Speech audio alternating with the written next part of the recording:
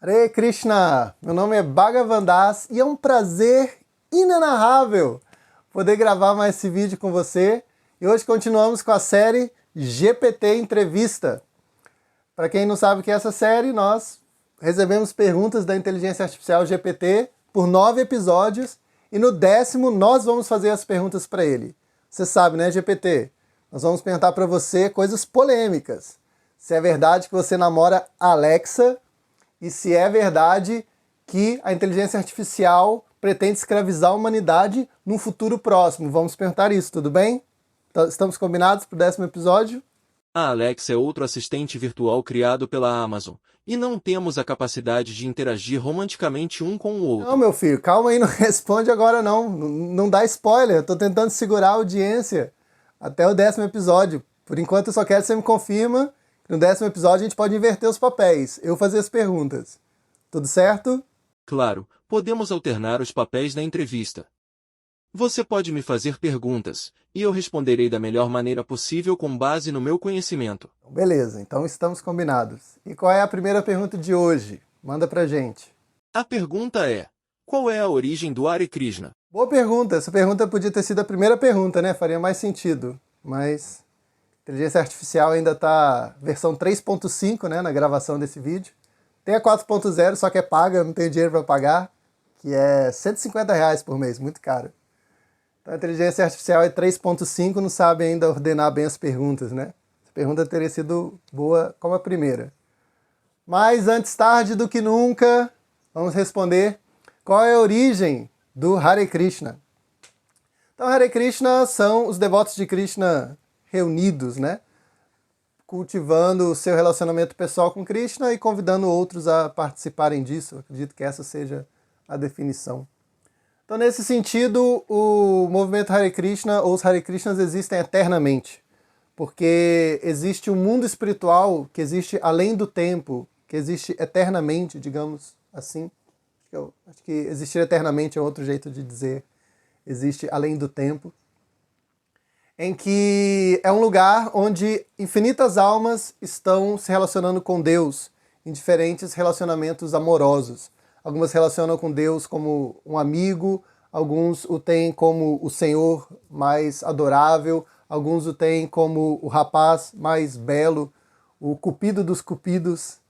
E ali as almas têm um relacionamento com Deus de diferentes maneiras. Algumas entendem que Deus é Deus e se relacionam com grande reverência. Alguns estão sob uma energia ilusória do bem, chamada Yoga Maya, em que elas não sabem que Deus é Deus, mas não como uma ignorância negativa, como nós temos aqui de ignorar a existência de Deus, mas uma ignorância boa que permite que elas se aproximem de Deus, achando que Ele é alguém com quem se pode ter amizade, com quem se pode conversar, com quem se pode dançar, com quem se pode brincar livremente.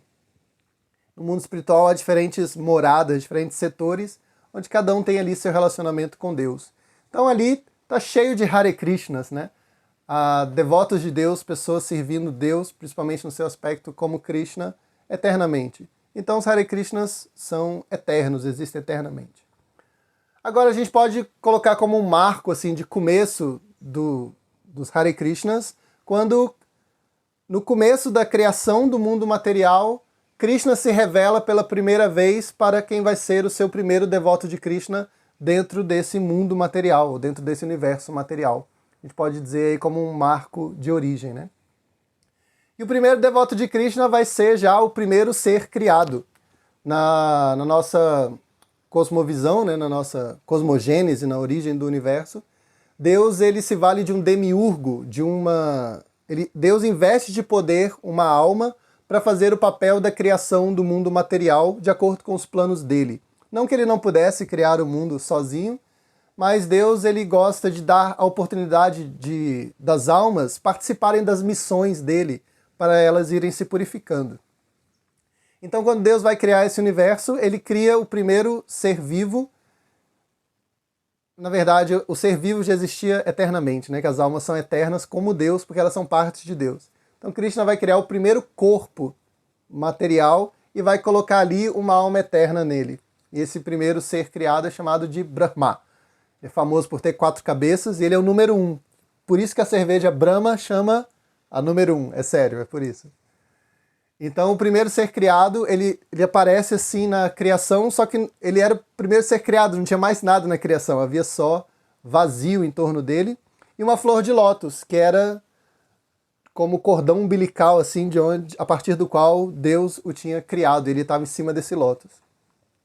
E aí, procurando a origem dele, ele não encontra nada e passa a meditar em cima da flor de lótus, porque ele ouviu uma instrução de que ele deveria meditar. Ele ouve 2 sílabas reverberando assim, tá, tá. E aí ele começa a meditar para tentar entender quem ele é. E nessa meditação ele tem a oportunidade de ver Krishna, ele tem a oportunidade de ver Deus, ele vê todo o mundo espiritual que eu disse que existe eternamente, então ele vê ali Deus dançando com as almas, tocando música com as almas, comendo com as almas, se divertindo, rindo. E quando ele volta desse transe, ele entende que ele tem que criar esse mundo. Ele vai criar esse mundo, então, como uma cópia do mundo espiritual que ele viu. Então aqui ele vai criar os relacionamentos que ele viu lá, as artes que ele viu lá, tudo isso. Só que aqui vai ter um defeito, né? Que enquanto lá essas coisas são animadas por almas puras que estão servindo a Deus, e Deus que é completamente puro, a criação material ela é animada por almas que são egoístas, aqueles que não querem estar nessa dinâmica de amor puro e abnegado do mundo espiritual. Então o mundo material é igualzinho ao mundo espiritual em aparência. Lá tem flauta, aqui tem flauta, lá tem dança, aqui tem dança. Mas em essência é muito diferente, porque lá todos estão permeados por amor abnegado, e aqui todos estão permeados por egoísmo. Então Brahma vai criar esse mundo com seus problemas e também com suas oportunidades de lembrança do mundo espiritual, já que ele é muito parecido, ele serve de lembrete. E volta e meia, nesse mundo material cheio de problemas, Deus vem aqui pessoalmente, envia as pessoas puras do mundo espiritual para nos trazer a mensagem, né, de redenção e de espiritualização.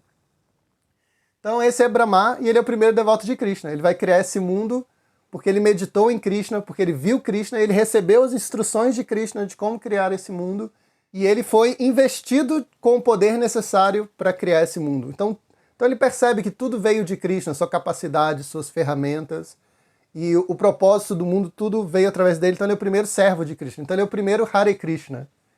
E aí Brahma vai ter uma linha de mestres-discípulos contínua que chega até os nossos tempos. Então Brahma teve seu discípulo Narada Muni teve seu discípulo Vyasadeva, e assim essa sucessão de mestres-discípulos vai se alongando até chegar a nós. Então os Hare Krishnas existem desde antes da criação, e existem no primeiro ser criado que fez discípulos e perpetuou os Hare Krishnas ao longo de todas as gerações, né? Passando aí por personalidades muito nobres e magníficas, como os dois que eu mencionei, Narada Muni e Vyasadeva, e também passando por Chaitanya Mahaprabhu, personalidades assim fantásticas. Também pode-se dizer que os Hare Krishnas, assim digamos, o movimento Hare Krishna tem início quando é fundada a Sociedade Internacional para a Consciência de Krishna. Esse é um marco também aí de fundação, que às vezes é o ponto que as pessoas querem ouvir, né? Como começou o movimento Hare Krishna, às vezes elas querem saber como começou a Sociedade Internacional para a Consciência de Krishna. Sociedade Internacional para a Consciência de Krishna, na verdade, é um ponto dentro dessa história contínua. Desde a criação, desde antes da criação até os nossos tempos, sempre houve devotos de Krishna. Mas às vezes as pessoas querem saber isso, né? Como foi fundada a Sociedade Internacional para a Consciência de Krishna. Aí essa história, ela começa quando um devoto destacado de Krishna, chamado Prabhupada, decidiu fundar uma sociedade a pedido do mestre dele que pregasse em língua inglesa, que propagasse esse conhecimento para além da Índia e fosse para o mundo todo. Então ele registra a Sociedade Internacional para a Consciência de Krishna, funda um primeiro centro cultural em Nova York, numa lojinha de conveniência que ele aluga, e a partir dali ele vai formando novos centros. Depois em Los Angeles, depois ele manda 3 casais de discípulos que ele tinha para a Inglaterra, e assim aos poucos ele vai introduzindo os ensinamentos de Krishna pelo mundo todo. Não só com essas instalações físicas, mas principalmente com seus livros. Ele escreveu o Bhagavad Gita como ele é, traduziu para o inglês uma coleção de livros muito importante e grande chamada Srimad Bhagavatam. E através de seus livros, a cooperação de seus seguidores, estabelecimento de centros culturais e templos, ele vai espalhando a consciência de Krishna por toda parte. Essa Sociedade Internacional para a Consciência de Krishna é o que geralmente as pessoas comumente conhecem como os Hare Krishnas. Então podemos dizer que os Hare Krishna surgem assim, quando Prabhupada funda a Sociedade Internacional para a Consciência de Krishna e dá início às suas atividades missionárias pelo mundo todo. Então tem essa explicação aí mais esotérica e transcendental e essa explicação mais visível e que geralmente é o que as pessoas querem entender. Como os devotos de Krishna lidam com a carreira e estudos acadêmicos? O nosso mestre espiritual às vezes tinha algumas palavras bem duras sobre o conhecimento acadêmico. Uma vez ele chamou o conhecimento acadêmico de o matadouro da alma. Ele disse assim: eu vi bons rapazes entrarem para a faculdade e ali se tornarem pessoas devassas. Ele já herdou isso do seu próprio pai. A mãe de Prabhupada, o fundador do movimento Hare Krishna, queria enviá-lo para a Inglaterra para ele estudar direito e outras coisas. E o pai de Prabhupada disse: não. Se ele for para a Inglaterra estudar direito, ele vai aprender duas coisas. Ele vai aprender a beber e a caçar mulheres. Então, desde a infância de Prabhupada, ele tinha essa visão de que o ambiente acadêmico é um ambiente, em primeira instância, moralmente degradado, né? Eu já fiz 2 faculdades de humanas e posso confirmar, é um ambiente degradado. As pessoas são muito promíscuas, assim, de terem relacionamentos no banheiro e os assuntos são muito baixos e elas vão para o laboratório assim, de informática só para consumirem coisas estranhas no computador. Há um relativismo moral muito grande, é estranho, digamos que é um ambiente estranho. Também o consumo de bebida alcoólica é algo muito conhecido, né, no ambiente acadêmico, que até promove um índice de depressão bem alto. Assim, quando eu fiz uma faculdade particular e estudei na UFJF também filosofia e letras numa particular.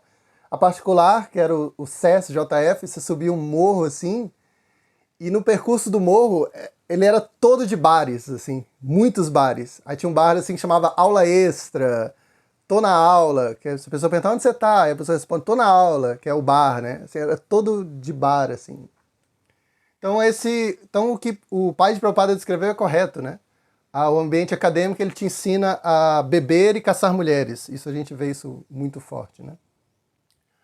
Ao mesmo tempo, muito do que Prabhupada utilizou para Krishna ele aprendeu no ambiente acadêmico. Por exemplo, Prabhupada aprendeu inglês na sua formação formal. Desculpa, não vou ficar procurando um sinônimo, só para não usar a mesma raiz, né? Sua formação formal, Prabhupada estudou na Scottish Church College. E ali ele desenvolveu muito do seu conhecimento de inglês, ele entendeu o raciocínio dos ocidentais, que foi o que permitiu ele escrever seus livros em inglês e apresentar a consciência de Krishna de forma relevante para os ocidentais, né?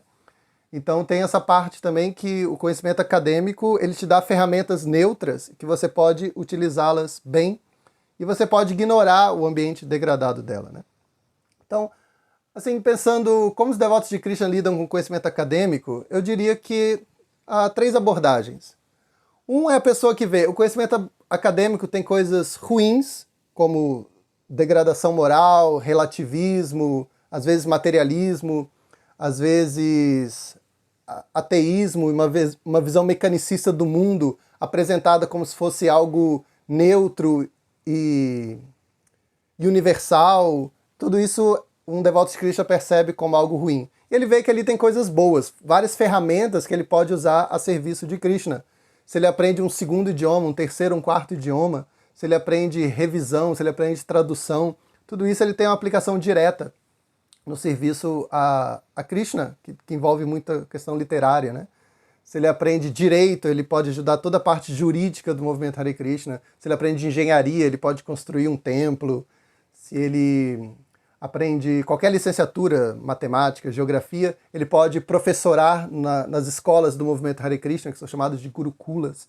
Então ele percebe que ali há várias ferramentas boas, né?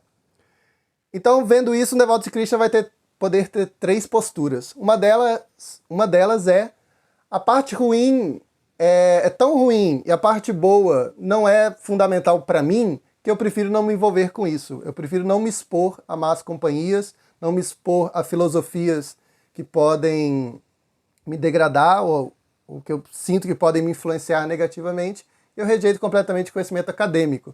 Essa pessoa pode ser um monge vitalício, ela pode tirar seu sustento de coisas que independem de diplomas, ela pode ter um restaurante que vende alimentos oferecidos para a Krishna, ela pode distribuir livros e extrair sua renda daí, ela pode ter uma vida totalmente desconectada do ensino formal superior, né?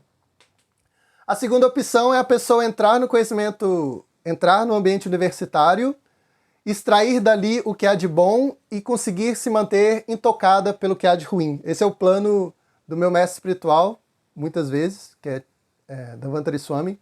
Ele disse que ele fundou o Instituto de Aladuta, que na época que eu fiz em 2005, se chamava Seminário Hare Krishna de Teologia e Filosofia, que era uma oportunidade dos adolescentes, dos jovens, do movimento Hare Krishna, terem uma experiência muito forte de vida espiritual durante um ano. E depois disso, entrarem no ambiente universitário. A ideia dele era essa, que as pessoas seriam capazes, pela experiência ali de um ano, de conseguir entrar no ambiente universitário e extrair duas coisas, que era o seu ofício, para ela conseguir ter sua autonomia, sua independência financeira, conseguir manter seus dependentes, e também extrair dali ferramentas para servir o movimento Hare Krishna. Ele disse que eu sou o modelo, não me gabando, não um modelo assim, de ideal, mas assim, que eu fui uma consequência assim, exatamente do que ele esperava com aquela formação. Depois de um ano ali, eu consegui entrar na universidade, fiz letras, que foi a sugestão dele, e dessas letras eu tirei o sustento dos meus filhos e também tirei ferramentas para servir melhor Prabhupada na editora dele, traduzindo corretamente, preservando nos livros dele um português correto, português culto, conforme abalizado pelas instituições brasileiras formais que definem o que é a linguagem correta, o que é incorreto, tudo isso. Então ele disse que eu fiz exatamente o que ele esperava. Consegui força espiritual suficiente para entrar no ambiente acadêmico sem me degradar pelo que há de ruim ali, e ao mesmo tempo conseguir extrair dali o que era digno de ser extraído. E há uma terceira instância, melhor do que a minha, que é a pessoa que entra no ambiente acadêmico, não se contamina com ele, extrai o que é de bom nele e ainda o influencia e o torna um lugar melhor. Então essa pessoa pode estar ali sem ser influenciada e ainda influenciar pessoas ali.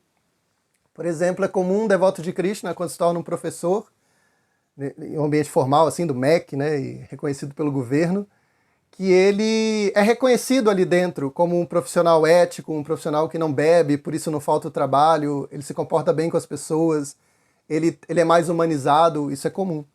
Por exemplo, aqui no Vrajabhumi, onde eu moro, morava uma devota aqui chamada Krishna Mai, também conhecida, vulga Carol, e ela era professora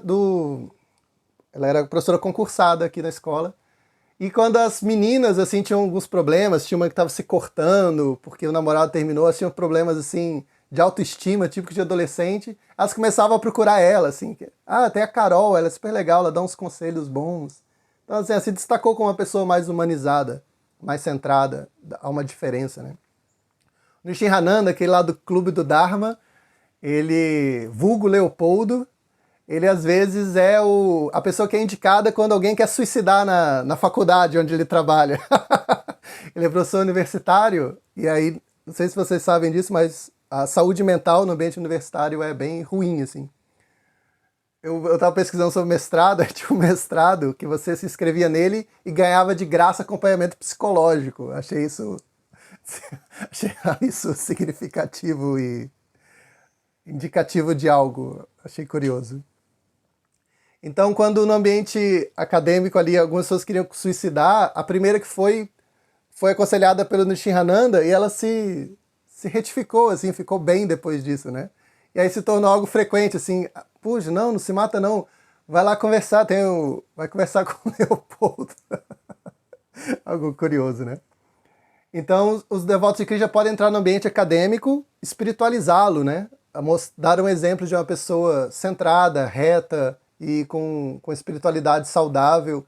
Ele pode até mesmo depois abrir sua própria universidade, abrir sua própria escola com a experiência que ele teve ali, né? Como um bom profissional. Então essas três possibilidades. Na verdade, estou falando isso como questão acadêmica porque foi sua pergunta. Mas isso é como Hare Krishna lida com qualquer coisa, né?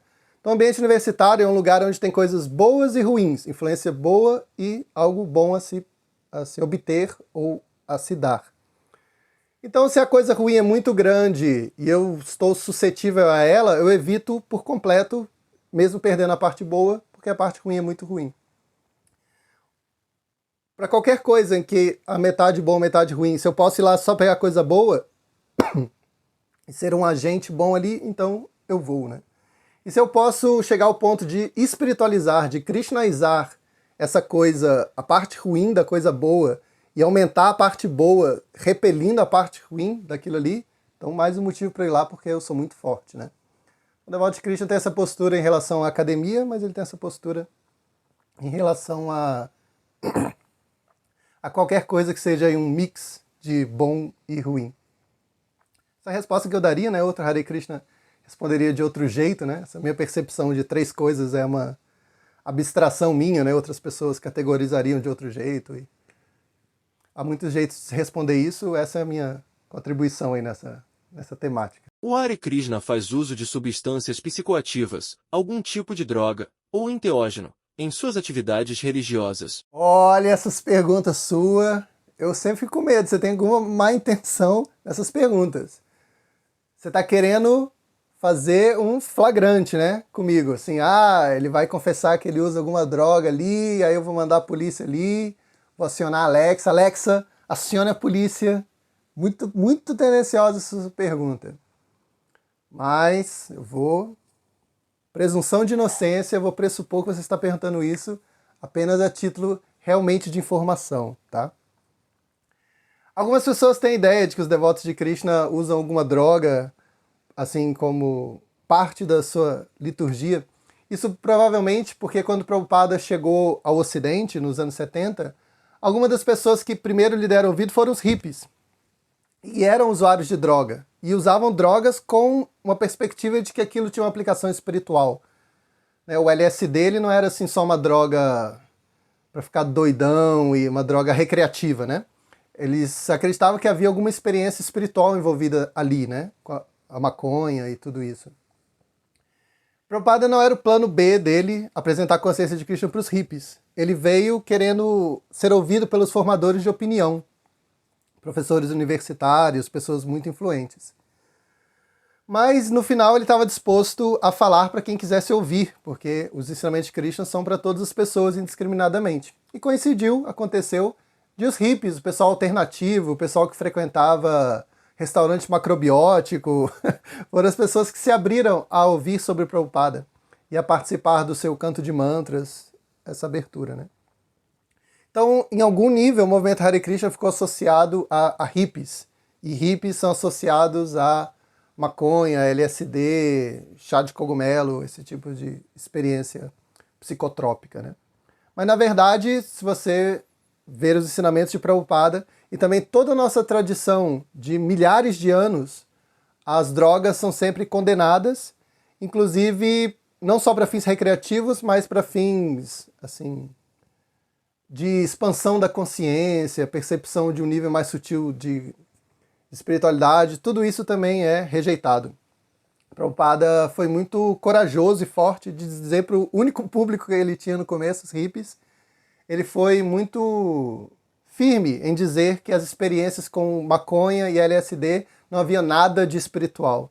Era simplesmente a imaginação do cérebro, era simplesmente alucinação, mas que a espiritualidade estava realmente na sobriedade, na busca do conhecimento espiritual, na retificação da sua conduta depois de receber esse conhecimento espiritual da Bhagavad Gita, do Srimad Bhagavata. Prabhupada foi muito corajoso, né? Às vezes as pessoas fazem concessões, né, para o seu público, para não perdê-lo, mas Prabhupada contrariou todas as convicções que seus primeiros seguidores tinham sobre droga. E na nossa tradição, para bem antes disso também, as drogas são condenadas. O Srimad Bhagavatam diz que há 4 lugares onde reina a hipocrisia ou a falsa religião. E uma delas é no consumo de drogas. Tinha uma droga na época de Krishna que era usada em rituais religiosos, não era uma droga recreativa. E Krishna a critica na Bhagavad Gita também. Ele diz assim: aqueles que se dedicam aos rituais Karmakanda e bebem o suco soma, o suco Somarasa era uma bebida alucinógena e energética que era usada como parte de um ritual. Krishna fala que eles se dedicam a esse ritual e tomam o suco soma, Krishna fala, eles conseguem apenas repetidos nascimentos e mortes. Então Krishna está dizendo, eles não obtêm a transcendência através do consumo dessa bebida. Eles continuam presos no ciclo de nascimentos e mortes.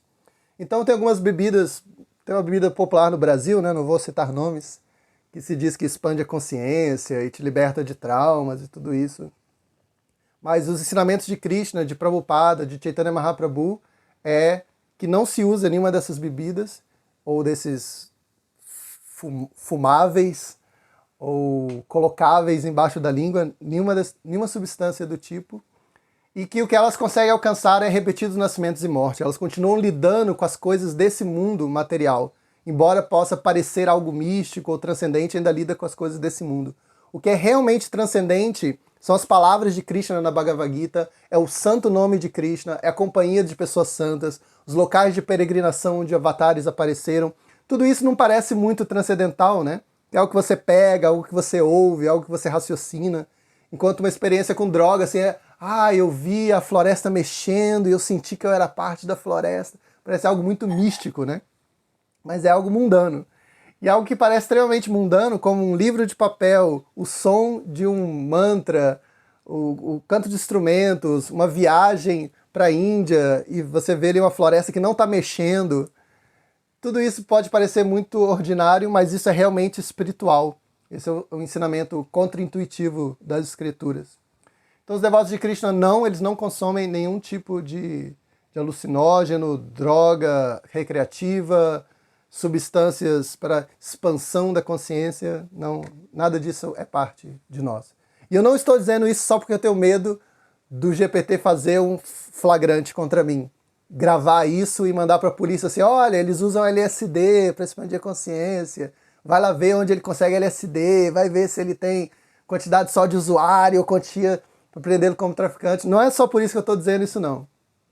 É verdade, nós não usamos LSD, nós não usamos maconha, nós não tomamos daime, nós não usamos nada desse tipo.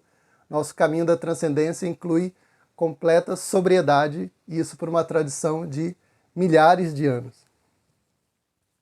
Então tá. Valeu, GPT. Tô com medo de pedir a próxima pergunta, que suas perguntas são, por vezes, muito esquisitas. Então a gente encerra aqui. Muito obrigado por você que assistiu.